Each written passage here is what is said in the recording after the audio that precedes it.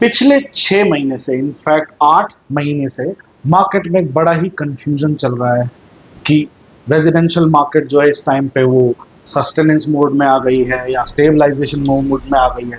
बहुत सारे लोग ये भी एक्सपेक्ट कर रहे हैं कि मार्केट 50% चली जाएगी डाउन, वो 30% चली जाएगी। तो बहुत सारे कयास लगाए जा रहे हैं। चाहे रियल एस्टेट ब्रोकर्स हों वो भी कंफ्यूज हैं, डेवलपर्स हैं काफी, वो भी कंफ्यूज हैं कि कौन सी चीज कैसे अनफोल्ड करेंगी।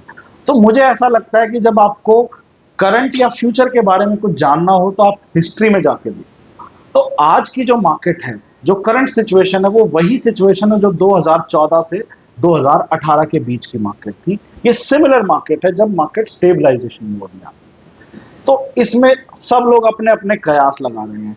तो आगे मार्केट कैसे बिहेव करेगी, क्या एवेन्यूज क्रिएट होंगे और किस तरीके से मूव करेगी, वो हिस्टोरिकल बेसिस पे ही मैं प्रिडिक्ट कर रहा हूं। Because it's been more than 15 years since I've been into the industry.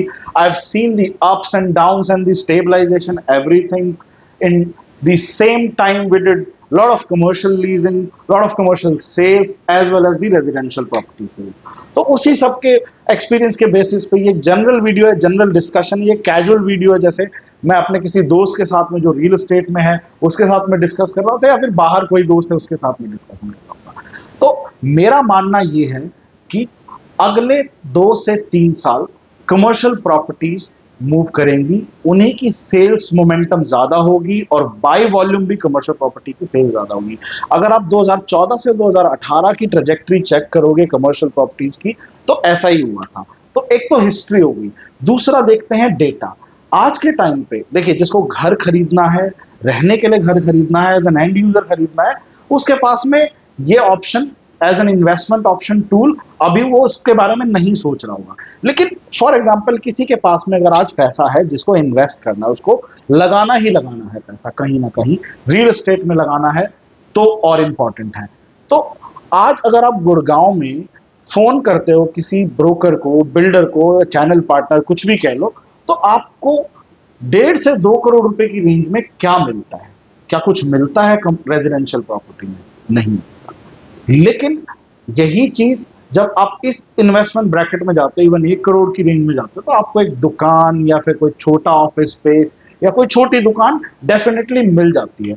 तो वो भी एक मोमेंटम पकड़ेगा मार्केट में, क्योंकि हमेशा जो गेम है ना, वो टिकट साइज, डिमांड सप्लाई का खेल होता है। जैसे जैसे मार्केट बिहेव करती है वैसे वैसे डेवलपर्स बिहेव करते हैं, जैसा फीडबैक मिलता है उसी के हिसाब से एक प्रोडक्ट मिक्स बन के आता है। तो मुझे ऐसा लगता है कि आगे कमर्शियल प्रॉपर्टी में सेम बूम आएगा। दूसरा बेंचमार्किंग का बूम है, चेंज है।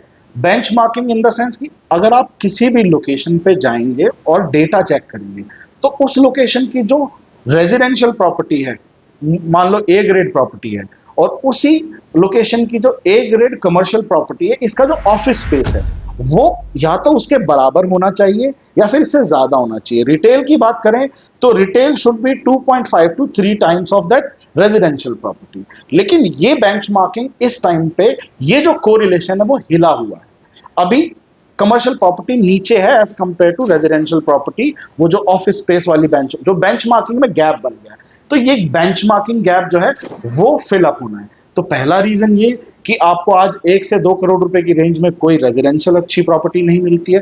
दूसरा बेंचमार्किंग गैप, और तीसरा जो हिस्टोरिकल जो बूम होता है, जो हमेशा एक साइक्लिकल बूम होता है, साइक्लिकल चेंज होता है इंडस्ट्री में, वो भी होगा कि अभी तक जो बूम आया था, जो अपवर्ड मूवमेंट थी, जो बुल रन था, वो रेजिडेंशियल प्रॉपर्टी में था। कमर्शियल में इतना तेजी नहीं थी। तेजी जरूर हुई है, मतलब उसके अंदर तेजी आई है, लेकिन इतनी तेज नहीं बढ़ा है जितनी तेज रेजिडेंशियल प्रॉपर्टी बढ़ी है। तो वो एक एक सेगमेंट अपने आप, ये खांचे हैं, एक दूसरे के साथ सेट होके चलते रहते हैं। अब यहाँ पे एक डिस्कशन और भी आता है, जब बहुत सारे लोग, चाहे वो इन्वेस्टर्स हों या फिर जनरल नुक्कड़ पे डिस्कशन हो रहा होता है ना, जिसने कभी जिंदगी में इन्वेस्ट नहीं किया वो भी, या फिर कुछ इन्फ्लुएंसर्स भी, या फिर कुछ रियल एस्टेट एजेंट्स, ब्रोकर्स भी, ये कहते हैं कि कमर्शियल प्रॉपर्टी तो जो है ना वो डूबने का धंधा है या फिर आपका पैसा बर्बाद होने की चीज है। तो मुझे ऐसा लगता है कि वो अगर कह रहे हैं तो उसमें उनकी कोई गलती नहीं है, शायद उनको पूरा एक्सपोजर ही नहीं है कमर्शियल प्रॉपर्टीज के बारे में। बट मैं एक फैक्ट बोलता हूं आपको, आप किसी सुपर एचएनआई से मिलिए या फिर किसी भी सुपर एचएनआई का पोर्टफोलियो चाहिए, उसके अंदर जो मैक्सिमम डेंसिटी है या फिर जो मैक्सिमम नंबर ऑफ प्रॉपर्टीज है ना वो कमर्शियल प्रॉपर्टी ही मिलेगी। रेजिडेंशियल प्रॉपर्टी से कोई सुपर एचएनआई नहीं बना। जो भी सुपर एचएनआई बना है रियल एस्टेट में इन्वेस्ट करके वो कमर्शियल प्रॉपर्टी से ही बना है। मेरी बात पे यकीन नहीं, कहीं जाके चेक कर, कोई प्रॉब्लम। और वरना 1-to-1 डिस्कशन के लिए कभी भी you are invited to our office. 15 साल से यही काम करता हुआ आ रहा हूं, इतना लीज कर चुका हूं कि मुझे पता है कि ये चीज कैसे चलती है। बट हाँ, इसमें गलतियां भी बहुत लोग करते हैं, क्योंकि लोग ना रियल एस्टेट एसेट नहीं खरीदते, वो स्कीम्स खरीदते, वो होप्स खरीदते, वो कैसल्स इन दी एयर खरीदते हैं। कमर्शियल प्रॉपर्टी बहुत अलग तरीके से जो है ना समझने की जरूरत है और अलग तरीके से काम करती है। उसमें बहुत सारे ह्यूरिस्टिक्स हैं, बहुत सारे पैरामीटर्स हैं। तो जो समझदार इन्वेस्टर है या फिर वेल रिसर्च्ड इन्वेस्टर है वो हमेशा अच्छी प्रॉपर्टी में ही जाएगा। बाकी के सब लोग वो वही जो आज गालियां दे रहे हैं कमर्शियल प्रॉपर्टी को, वहीं जाते हैं, वहीं डूबते हैं, फिर उसके बाद में फिर वो वापस गाली देना शुरू कर देते हैं। While on the other hand mister smart makes money from the commercial property. तो ये कैसे होती है, एक छोटा सा एग्जांपल ही दे देता हूं, क्योंकि वैसे तो डिस्कशन बहुत लंबा हो जाएगा। कमर्शियल प्रॉपर्टी है, उसमें कैसे पैसा मिलता है? पहली चीज, अगर आपको अप्रिसिएशन चाहिए, हाई अप्रिसिएशन चाहिए, तो आपको अंडर कंस्ट्रक्शन चाहिए। अगर आपको mid risk mid return type की प्रॉपर्टी चाहिए जो एक सेफ इन्वेस्टमेंट, तो आपको प्री रेंटेड प्रॉपर्टी खरीदनी पड़ेगी, जिसमें मंथली रेंटल यील्ड भी आती है और अप्रिसिएशन भी आता है। On the other hand commercial property जो होती है वो दो ही टाइम पे सबसे ज्यादा अप्रिशिएट करती है। एक, बिल्कुल प्री लॉन्च पे या लॉन्च पे।